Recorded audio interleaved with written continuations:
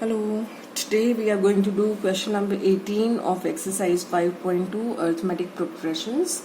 The question is, the sum of the fourth and the eighth term of an AP is 24 and the sum of the sixth and the 10th terms is 44. Find the first three terms. Now we are given the sum of fourth and eighth term and the sum of sixth and 10th term. अब पहले तो हमें terms लिखना आना चाहिए है ना. We know that a n the nth term can be written as a1 plus n minus 1 into d. ठीक है, तो that means a4 will be equal to a1 plus 4 minus 1 into d which is equal to a1 plus 3d.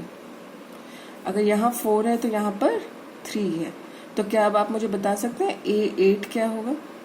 a8 will be equal to a1 plus 7d. Is that clear? Now a4 plus a8, the sum of the fourth and eighth term, that means a4 plus a8 is equal to 24. Now a4 की value क्या है? a4 is a1 plus 3d and a8 क्या है? a1 plus 7d. So this is equal to 24. Now a1 plus a1 is 2a1 plus 3d plus 7d is 10d. So this is equal to 24. Can we take out 2 common? अगर हम 2 common ले लेते हैं तो हमारे पास यहाँ आता है a1 plus 5d is equal to 24. 2 common लेने का मतलब ये है कि आप थ्रू आउट इस इक्वेशन को 2 से डिवाइड कर रहे हैं. That means you are dividing the first term also by 2 and the second term also by 2. So we have a1 plus 5d is equal to 24 divided by 2 which is 12. तो हमारी first equation है a1 plus 5d is equal to 12. Now let us move on to the second equation. दूसरी equation हमारी जो है वो क्या बनने वाली है? The sum of the sixth and the 10th terms is 44. तो पहले हमें सिक्स्थ टर्म लिखनी होगी और 10th टर्म लिखनी होगी. यूजिंग दिस फॉर्मूला अगेन, हमारा फॉर्मूला है an is equal to a1 plus n minus 1 into d. तो जब हम a6 लिखेंगे तो a6 will be equal to a1 plus 5d. यहाँ n है तो d का कोफिशिएंट n माइनस 1 है, तो यहाँ 6 होगा तो d का कोफिशिएंट 6 माइनस 1 दैट इज 5 होगा. ठीक है, तो a10 will be equal to a1 plus 9d. अब क्वेश्चन के according the sum of the sixth and the 10th terms is 44. That means a6 plus a10 is equal to 44. अब हम values put करते हैं. a6 क्या है? a1 plus 5d plus a10 क्या है? a1 plus 9d. This is equal to 44. Now a1 plus a1 is 2a1 plus 5d plus 9d is 14d. This is equal to 44. So now we have 2a1 plus 14d is equal to 44. Let us take 2 common again. तो हमारे पास 2 common लेने पर आ गया a1 plus 7d is equal to 44. That means a1 plus 7d is equal to 44. ये 2 यहाँ multiplication में है, equal to के दूसरी तरफ जाकर, that means right hand side जाकर ये हो जाएगा डिवाइड में, है ना. तो we have a1 plus 7d is equal to 22. This is our second equation. तो हमारी फर्स्ट इक्वेशन क्या थी? Our first equation was a1 plus 5d is equal to 12 और हमारी सेकेंड इक्वेशन है a1 plus 7d is equal to 22। ठीक है, अब हमें आप देख रहे हैं दो हमारे पास लीनियर इक्वेशंस हैं। लीनियर इक्वेशंस क्यों है? क्योंकि इनके कोफिशिएंट वेरिएबल्स का की पावर इज 1। तो हमारे पास दो लीनियर इक्वेशन है दो वेरिएबल्स में। दो वेरिएबल्स कौन से? a1 and d। तो इनको सॉल्व करने के लिए we have learned in the third chapter आपके पास तीन मेथड्स होते हैं, the method of substitution, the method of elimination and the method of cross multiplication. हम देख रहे हैं कि यहाँ पर method of elimination will suit this question. तो हम क्या करेंगे, फर्स्ट में से सेकेंड इक्वेशन को सब्ट्रैक्ट कर देते हैं। On subtracting the second equation from the first we get a1 से a1 कैंसिल हो गया, 5d minus 7d is minus 2d, 12 minus 22 is minus 10. That means d is equal to minus 10 by minus 2, which is equal to 5. अब हमारी statements क्या थी? a1 plus 5d हमारी equation जो first equation है that is a1 plus 5d is equal to 12. That means a1 plus 5 into 5 is 12. So a1 is equal to 12 plus 25। जब right hand side में जाएगा तो ये क्या हो जाएगा? माइनस 25। तो a1 is minus 12 minus 25 is minus 13। तो a1 है minus 13। Now can you find out a2? a2 होगा a1 प्लस d, 2 1 है ना। This is equal to minus 13 plus 5d की वैल्यू 5 थी, तो this is equal to minus 8। a3 will be equal to a2 plus d। a2 कितना है हमारा? Minus 8 plus d, d is 5, so this is equal to minus 3. a4 will be equal to, आप या तो directly formula में जो हमने an का फॉर्मूला सीखा था वो उसमें भी अप्लाई कर सकते हैं, या आपको पता है कि the difference between consecutive terms is equal to the common difference, तो हम यहाँ पर a3 minus a2 is equal to d वाला फॉर्मूला हमने यहाँ अप्लाई किया है ना। तो a4 can be written as a3 plus d which is equal to minus 3 plus 5 which is equal to 2।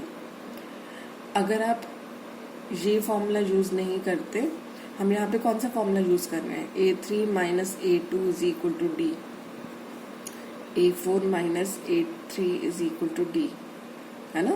The difference between the consecutive terms is equal to the common difference. ठीक है, अगर आप ये नहीं अप्लाई करते and if you simply use a3 is equal to a1 plus 2d, even then you'll get the same answer. This is equal to a1 हमारे कितना है? minus 13 plus 2 into d की वैल्यू कितनी है? 5. So this is equal to minus 13 plus 10 which is equal to minus 3. See, same आ रहा है। a3 is minus 3. So the next three terms are a1 is minus 30, therefore the AP is minus 13, minus 8, minus 3, 2 and so on. आगे की terms हम 5 add कर निकाल सकते हैं। Now the 19th question. The question is, Subbarao started work in 1995 at an unusual salary of rupees 5,000 and received an increment of rupees 200 each year. In which year did his income reach rupees 7,000? अब question में हमें दिया हुआ है कि he starting is salary with ₹5,000, that means the first salary that he is getting is 5,000। तो A1 हमारा क्या है 5,000।